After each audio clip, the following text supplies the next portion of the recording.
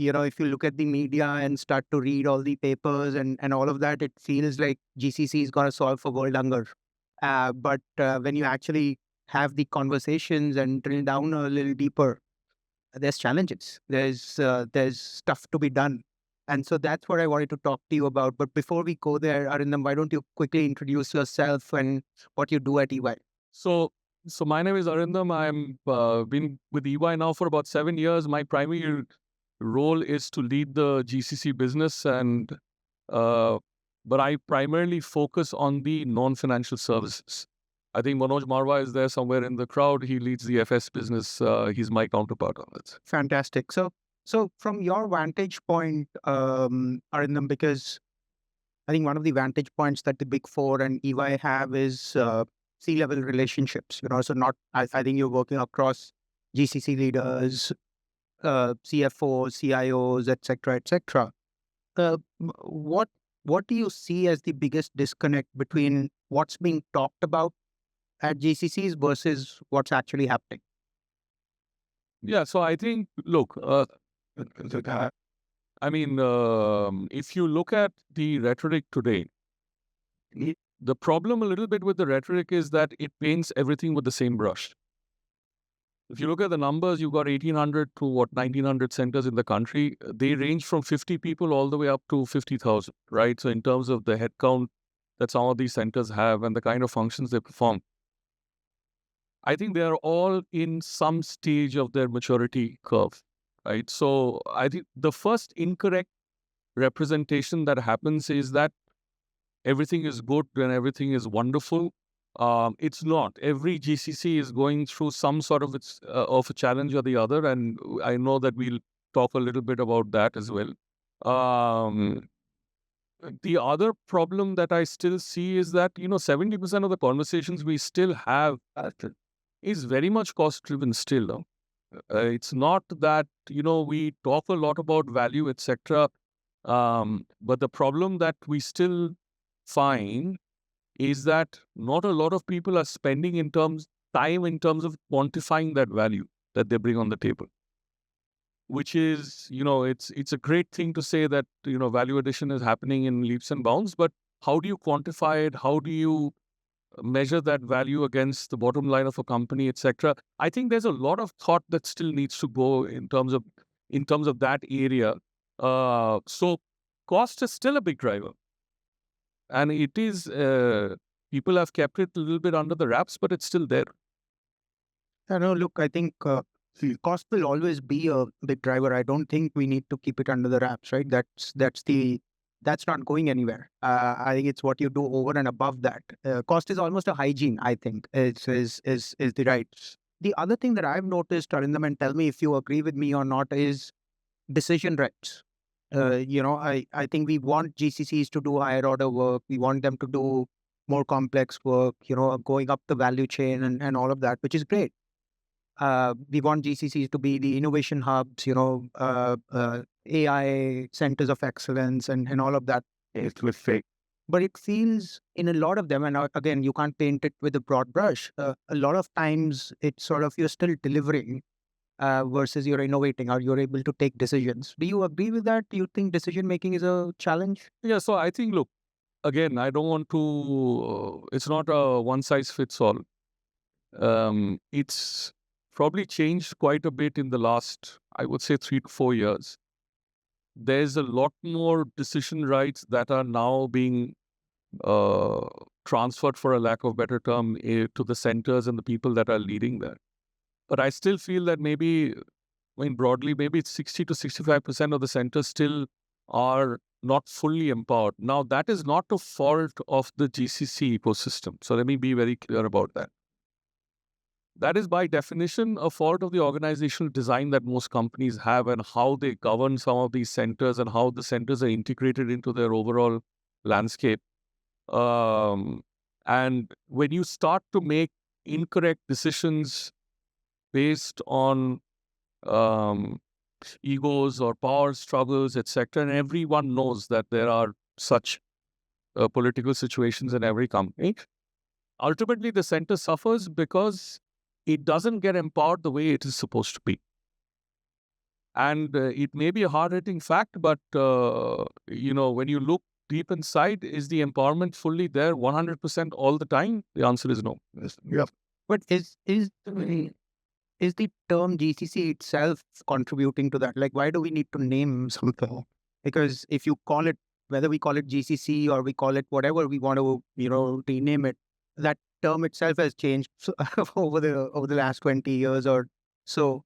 But why do we want to give it a name? Because No, so see, I mean, look, we've had a lot of discussions on this particular topic. In fact, in recent months, it's started to um, get more and more discussed in a lot of forums. yeah, I don't think there is a particular problem with the term. The term was coined to provide an umbrella and an aggregation for the centers that exist in the country, right? They were not, it was not designed for you to put a badge and say, hey, I'm part of a GCC. That was not the intent. So if you do an HFS summit and if you drop the word GCC, then what do you brand it as when you have so many GCCs attending, right? So the point was to have an umbrella term.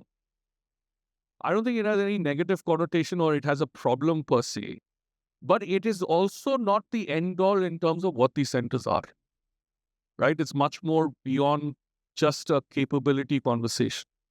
So yeah, I think we should just look at it as a term to, like we do the ITS industry, a way to talk about this industry as a whole. So let's talk about AI, right? Everybody is obsessed about AI as a technology, and rightly so. It brings in a new S curve of value creation, for lack of better words. But so the challenge with AI is, on one hand, you have your legacy data issues. People are not ready. You have a lot of technology debt. Phil talked about process debt today. Um, and then there is a need for speed. Everybody wants to be, AI pioneer by tomorrow. So, and then there are risks, right? And you at EY will know a lot about risks. Um, how do you balance these three things? The need for speed, uh, the cost, and the risks associated with it. What are you advising clients? No, so I think, look, it's a far broader question that possibly I can answer. I'm probably not as intelligent as some of the folks in the room as far as AI is concerned, but yeah, it's being talked about a lot. It's being talked in the context of GCCs as well. I think the GCCs inherently was set up to have a fundamental view of end-to-end processes in the first place, right? So by that definition, they have that capability to redefine processes in a new way. And if it's AI is the enabler, so be it.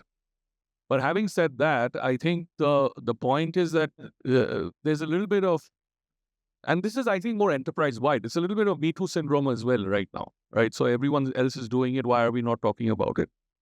The problem still remains that the GCC cannot be looked at independently from an AI perspective. It can't be that, hey, I'm going to implement AI in the GCC only and the rest of the enterprise is going to do nothing. So it's the GCC that you have or the center that you have is, as a consequence, the recipient of any enterprise strategy that you have. So the AI is very much part of your priority. It will also participate in it. I think the risks are very similar to what you would have heard of. I mean, there's the whole ethical side of the house. We talk a lot about that. I don't think that changes too much. I think the pertinent point there, however, is that, and again, if I take it a little bit outside the context of GCC, there's a lot of retrofitting that is going on today.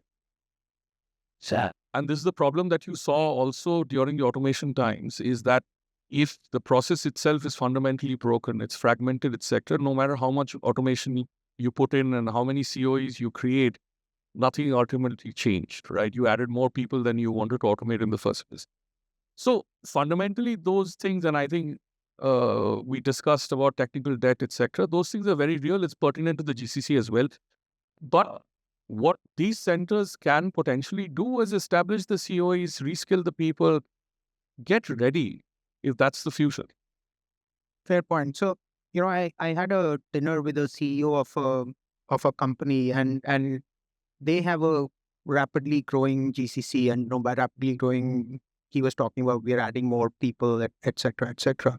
But he asked a very interesting question. If you look at this rapidly growing GCC 3 years, 4 years down the line, with AI coming in, with all these technology innovations coming in, would you think of my center as a strategic asset or a future liability? Yeah, I mean, again, I think can be either. Depends on how the CEO and what the CEO ultimately wants that center to deliver on. It's a huge liability if it's an only execution arm, which again, back to our value conversation, ultimately doesn't do anything other than executing on what may be more transactional tasks. But it can be a strategic asset, as we've seen with many centers in the country, where you've really empowered the center to make decisions, driving product innovations, driving capabilities that are probably not there elsewhere in the world. So I think it all depends on what the enterprise strategy is for that center, right? The GCC by its own doesn't define whether I don't wake up tomorrow and say, hey, I'm a liability to the company. That doesn't work that way, right? So it ultimately is a function of what the enterprise strategy is. So the CEO should answer. The CEO should answer. Yeah, that's a very consulting answer. But so let me ask you this. Fast forward 2 or 3 years. Let's say 3 years from now, Arindam, which what parts of the GCC conversation or the GCC model will feel outdated or obsolete in 3 years, if any? I think the part that will probably be obsolete is the headcount conversation. When you start a conversation saying, hey, we're setting up a 2,500 person center, 5,000 person, it doesn't matter anymore. And you've seen that in the last weeks, right? A company came from nowhere and you saw what happened in the stock market as a result of that. And that company has 2,000 employees maybe? Yeah. Yeah. And it brought down companies that have hundreds of thousands of employees, right? So I think the headcount.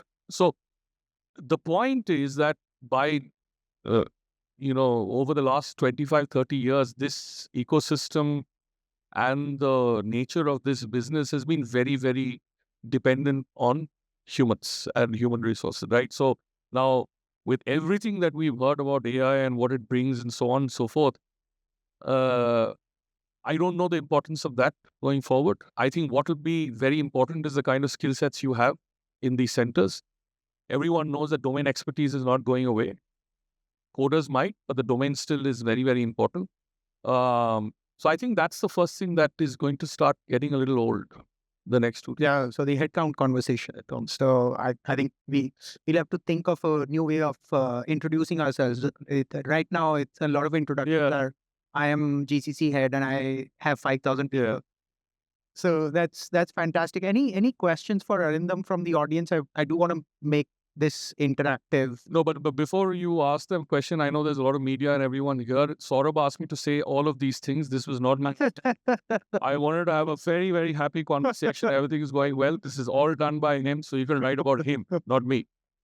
Go for it. Go for it. Any questions? I think we see somebody there. That's Atul. I feel I can hardly see you, but so Saurabh and Arindam, we heard this morning from Phil that the CAIO probably disappears. I think it's a 3-year job. Arindam Banerjee and I were just talking yesterday about, I think the same thing happens to the head of GBI.